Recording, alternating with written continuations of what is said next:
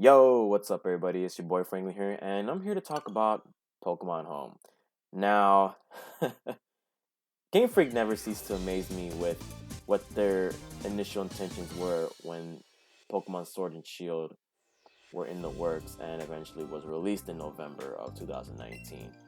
Um, but in terms from a competitive standpoint, it seems odd that they decided to push Pokemon Home and make massive changes to a lot of the Pokemon movesets that can eventually either make or break entire meta games for possibly months to come. Now, before I talk more into detail about these meta games or these Pokemon in general, you gotta understand two things, or a couple things, I should say. One is that the meta games for competitive scenes are going to change drastically in three phases. One of them has already occurred with Pokemon Home, the 35 brand new Pokemon that were released into Sword and Shield. They're pretty good, and as of now, as of today, two of them, Kyurem Black and Melmetal, were officially quick banned in Smogon Overused. If you don't play Smogon, that's none of your concern.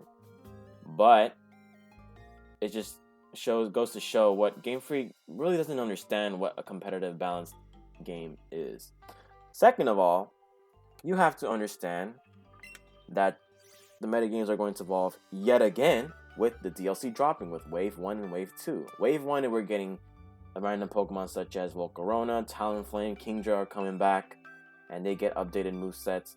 And in the second wave of DLC, we're ending up getting the legendary Pokemon. And the legendary Pokemon can definitely change drastically how a metagame will withstand. So first I want to talk about is Pokemon Home in general. Now, I really didn't want to talk about Pokemon Home at this entity on its own entity, but it seems to me that for $16 for Pokemon Home, I think it's a bit expensive. Now, obviously, for me, it's the equivalent of working half an hour at my job currently. Now, obviously, prices of Pokemon games never really bothered me, or apps as well, because usually I don't buy, the only thing I actually buy from Pokemon are the DLC, of course, and then Pokemon Home, and then the games and Pokemon Bank as well, which was whatever. But the fact that Pokemon Bank got a free 30 days for everyone to transport their stuff back to Pokemon Home is actually pretty cool. So shout out to them. Because my subscription ran out. And second of all, I know some people will complain, why is it $16? Like Pokemon Bank was about $5 for a whole entire year. And yeah, you're correct. And then don't forget, you also have different premium plan, or you have different plans. You got the basic plan, which is free, but you only have limited options. And I don't even think free is actually worth it. And I think the reason why they make it so useless is that you have to buy something. Then you have the 3-month plan, and then you have the year plan, which is $16. The 1 month, the 3-month, and I believe the year plan. I might be tripping out or something. So from a superficial point of view, I think $16 isn't too much for me personally. I know for some people it may be a lot, and it may be a bit crazy that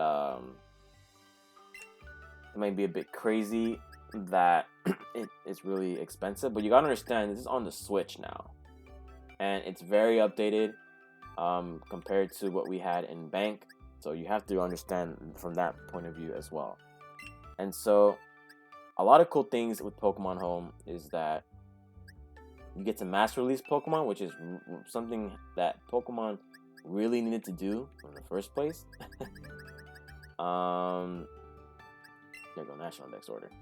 And so with mass releasing, you just mass release a bunch of Pokemon. You only have 6,000 as the maximum for those with the premium plan, or spaces I should say, and you just can get rid of a lot of Pokemon. You go for it. And then you also have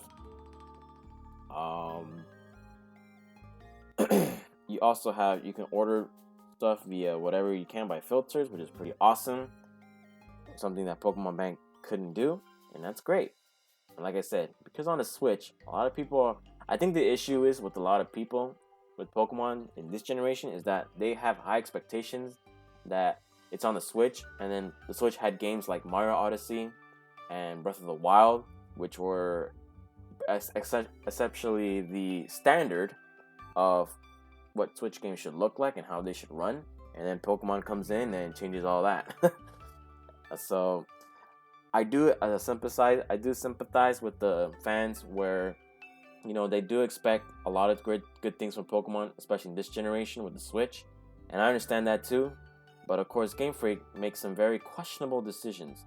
Now, let's talk about what's really, really, really, really interesting about Pokemon Home. So, if you guys did not know, as of yesterday as well, Pokemon Home, 2 days ago, Pokemon Home was data mined by somebody, and I will link the movesets of the Twitter or the paste bins in the description, so you guys can see firsthand what Game Freak has been doing behind the scenes. So someone data mined Pokemon Home, and they were able to see that a lot of Pokemon got updated movesets, and that's really interesting in regards to metagames. And I am a bit surprised, yet not surprised at the same time, because for some reason Game Freak thought it was a good idea to, Game Freak thought it was a really, really, really good idea to essentially remove a bunch of moves and Pokemon, of course, and then with Pokemon Home, you bring them back with those said moves. For example, Aegislash, which is very prominent in OU right now, ended up getting an updated movesets as well. But it lost Toxic in Generation 8. You cannot get Toxic on Aegislash whatsoever in Generation 8 without Pokemon Home. But now with Pokemon Home, you can bring over Aegislashes with Toxic.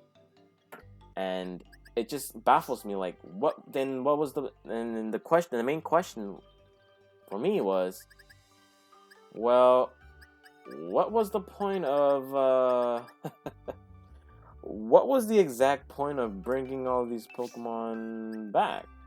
Or what was the point of just eliminating the moves in the first place and then do nothing about it when they come back? It doesn't make any sense to me why they would do that to begin with. Aegislash with Toxic and Substitute or King Shield is actually pretty gnarly, believe it or not. Because in that instance, you can definitely you can argue that, well, now Pokemon like Aegislash become very center focused in metagames, and now they can become a problem. Kyurem Black and Melmetal were problems to begin with. With the former being broken. Like Kyurem Black received Icicle Crash and Dragon Dance. In what world is that ever competitively balanced? Kyurem Black finally ended up getting the move that it always wanted, which is a stab or ice type physical move, and yet you think that's really competitive, Game Freak? Like, come on, it doesn't make any sense. Giving it Dragon Dance is actually gnarly, very, very crazy, but it's broken, man. You got to think about that. In addition, you also have to think about Game Freak doesn't really understand competitive balance for a very long period of time. Dynamax was definitely not balanced, and of course, I'm talking about all of this in a singles competitive metagame point of view. It was never balanced. Dynamax was obviously broken as hell. Really, really broken. And it's unfortunate to see that Game Freak can cause so much confusion and so much chaos within their own community. The communities that want to support them, and there obviously will always be a community where they will never support the decisions of Game Freak. Random Pokemon like Raikou, the electric dog, ended up getting Aura Sphere and Weather Ball as non-event moves, which is pretty good, but then you give it Scald. What? Why? Oh, like how would he be able to get Skull in the first place? Pokemon like Kingdra ended up getting Hurricane, which is a lot better on Ice Beam because it's just hitting the grass type moves that it once could not. The grass type Pokemon that once, walled to death, like Tangrowth and all that. And so now you might be wondering, well, what is going on around here? Then you end up seeing Tapu Koko, who was a very prominent Pokemon in Ultra Sun and Moon or 7th generation meta. And now all of a sudden it's like, what is going on, Game Freak? What are you doing? What are you doing? It got, and if you guys haven't known, Tapu Koko ended up getting with the TRs and through the data mining. It ended up getting Play Rough, which everyone always wanted that, but then it ended up getting Close Combat, and it's like, what? Essentially, Tapu Koko becomes unwallable. Game Freak, come on. Tapu Bulu ended up getting the same moves too. Play Rough, which actually is really good on it. Close Combat, and it's like, what? And then it ended up getting High Horsepower, which from a competitive standpoint, that means Heatran cannot wall it anymore. Very, very, very questionable decision making that Game Freak decided to do with the competitive scenes of all these games. Like, what? None of this makes any sense. Giving Melmetal those stats in HP, attack, and defense was obviously made it broken. I don't personally believe Melmetal was broken per se, but it will get retested in the future on Smogon OU. So I'm glad for that. They actually did mention that, like, word for word. Yeah. So I'm not like completely dragged in the mud about it. I guess you can say that. But anyways, it just seems very strange that they decided to, push forward with this stuff, and yet, like, it doesn't make any sense how Game Freak all talked about, competitive balance, and yet all these Pokemon that are gonna come back eventually have updated movesets, and they could make them broken. They could make them unstable for metagames for months, possibly years to come, because I expect this game to be around for 2 to 3 years, such as Ultra Sun, as Ultra Sun and Moon did with us. Because Ultra Sun and Moon and, Generation 7, I guess Ultra Sun and Moon was just 2 years, but Generation 7 in general was 3 years long. And having all these features, can essentially, make this game unplayable. But I'm gonna try to complete the Pokedex, by the way. That's why you're looking at the Galar region Pokedex right now. I'm trying to see what I actually need to complete this goddamn Pokedex, because you get a Magearna for doing all this, which is pretty awesome. But yeah, it just seemed very strange how they decided to just do this. So yeah, that's just my opinion on Pokemon Home and what it brought forth. Like, I just don't understand how Game Freak ever decided to say, hey, we're gonna try to make this competitive game balanced, and yet we're bringing back these mons that did not have moves such as Toxic or Hidden Power Fire or other stab boosted moves, and yet you bring him back with Pokemon Home with the exact same moves. Gastrodon with Toxic was not allowed in Generation 8, but with Home it's allowed now. Like, Game Freak, that's not how balance works. And I believe the sole reason why they did that is because they want money. And people need to start realizing that Pokemon games have not been good since Generation 5. In hindsight, Generation 5 was terrible, but in retrospective, it's the greatest lineage of Pokemon games of all time. With Black and White and Black and White too. I think XY was the downfall of quality of games pushed by Game Freak. And people are now starting to realize that that's been an issue. Like, it always has been an issue, and it'll always be Game Freak's kryptonite. The quality of these games have gone drastically. And that's where the DLC has to be really good. DLC needs to be make it or break it for Game Freak. They gotta understand that expansion, and I love expansion. I'm always favored for expansion of, of regions that already existed, because obviously the sister games of Pokemon games have completed that very well. except for goddamn Ultra Sun and Moon, which is very disappointing. But Game Freak needs to understand that this DLC needs to be really good, because a lot of people are upset right now, or have been upset since the very beginning.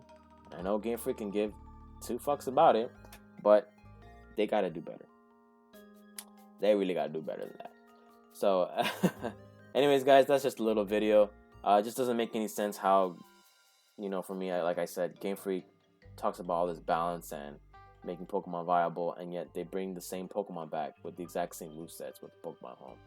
So yeah, that's it for today, guys. I will try to upload more videos of new Pokemon that just got released via Pokemon Home, and hopefully I get to see you guys in the future. So we're almost close to 500 subscribers. I am very excited. Thank you guys so much for all the support. Hope you guys enjoy your 3-day weekends for those of you who are celebrating President's Day. So awesome. It's your boy Franklin signing out. Peace.